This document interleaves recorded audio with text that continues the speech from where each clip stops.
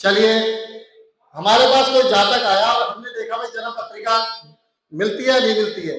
कई बार तो मैंने खुद ऐसा देखा 28 गुण मिलते हैं, लेकिन पति पत्नी एक का मुंह उधर है और एक का मुंह उधर है। कारण क्या है? उस कारण को ढूंढना है सबसे ज्यादा। वैसे तो राहु शनि मंगल बदनाम है। बदनाम क्यों है? क्योंकि हम देखते कहते थे यार मंगलिक है, या राहु बैठा हुआ है, या शनि बैठा हुआ है। इसके अलावा भी तो बहुत सारे कारण हो सकते हैं, उस कारण को ढूंढना है। अब बड़ी बात क्या है कि दो स्वभाव लगन हो, दो स्वभाव लगन हो, लड़की हो या लड़का हो, तो आदमी को क्या चाहिए? घर भी और बाहर भी। ध्यान रखना इस बात को, भले 32 गुण मिल जाए। मिथुन लगन, खासकर नाम लेके बता रहा हूं, मेरा नाम भी कमल अग्रवाल है, लेकिन मिथुन लगन में खासकर पाया जाता है ये चीज। मिथुन लगन, कन्या लगन, धनु लगन और मीन लगन में ज्यादातर ये पाया जाता है, या इन राशियों में, कि इंसान भटकता बहुत जल्दी है। मैं ये नहीं कह रहा सारे भटक जाएंगे, भटकता है, ठीक है।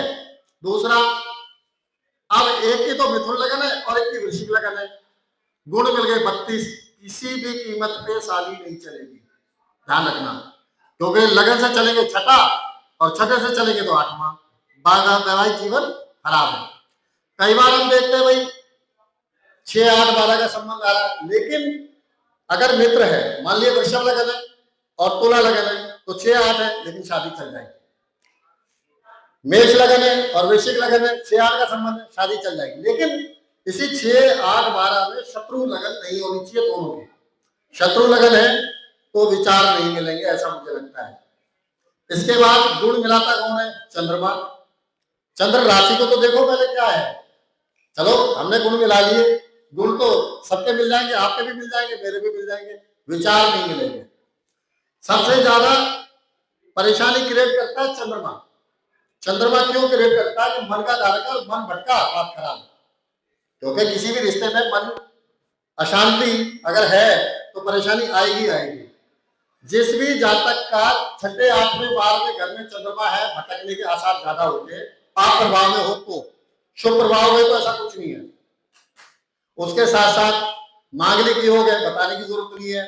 लगन में हो, चौथा हो, सप्तम हो, 12वां हो, कटता नहीं है। मैंने बहुत बार देखा जी कट गया है, थोड़ा सा है, आंशिक है।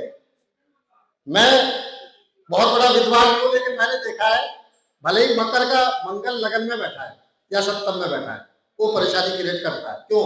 अगर सामने वाला मांगलिक नहीं है तो ऐसे मान के चलो कि शेर और शेरनी अगर मिल गए तो शादी चल जाएगी। अब शेर के सामने बकरी को बांध दिया, दिक्कत आएगी, 100% आएगी, चेक कर लेना।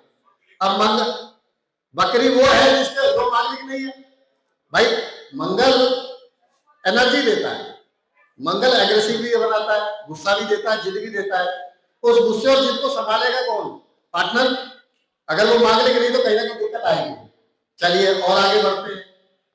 केतु सप्तम में हो तो मंगल जैसा प्रभाव देता है। लगन सप्तम भाव में राहु है, वो भी शनि जैसा प्रभाव देता है, परेशानी क्रिएट करता है। लेकिन शनि और राहु अगर बैठे हैं तो ऐसे में आदमी समाज विरोधी काम कर देता है। समाज विरोधी का मतलब यह है माँ बाप से बगावत करके शादी कर ली। अब सप्तम भाव में शनि हो या राहु हो, वैवाहिक जीवन में कमजोरी आ सकती है। लव मैरिज करने के बाद भी चाहे जितने मर्जी गुण मिल जाए, दिक्कत आ सकती है। दूसरा, शनिदेव, एक चीज का ध्यान देना, शनिदेव की दृष्टि कहीं पड़ रही हो, चाहे वो अपने घर को देख रहे हैं, चाहे वो सप्तम भाव में किसी और राशि को देख रहे हैं, तो 6 साल से 8 साल के बीच में पति पत्नी के बीच में अंतर होता है, हो सकता है, ज्यादातर होता ही है। और अगर वो शत्रु राशि को देख रहे हैं तो दिक्कत आज नहीं तो कल आ सकती है। इसके बाद अकेला बुध वक्री होके सप्तम भाव में बैठ जाए तो मुझे ऐसा लगता है दिक्कत आती है। अकेला बुध अगर सूर्य के साथ बैठा तो इतनी दिक्कत नहीं करेगा, क्योंकि दिक्कत करने के लिए तो सूर्य ही बहुत है। सूर्य अग्नि तत्व ग्रह है, मंगल अग्नि तत्व ग्रह है, गुरु अग्नि तत्व ग्रह है। हालांकि गुरु पृथ्वी तक आकाश तत्व ग्रह है, लेकिन सप्तम भाव में मैंने जो पाया है ज्यादातर ग्रह परेशान करते हैं अपनी दशा में। कुछ ना कुछ आदमी, और कुछ नहीं तो जॉब के कारण ही दूर चला गया, ऐसा होता ना, और कुछ नहीं तो माता पिता ने भड़का दिया, वो भी रास्ते अलग अलग हो गए, ऐसा कई बार देखा है।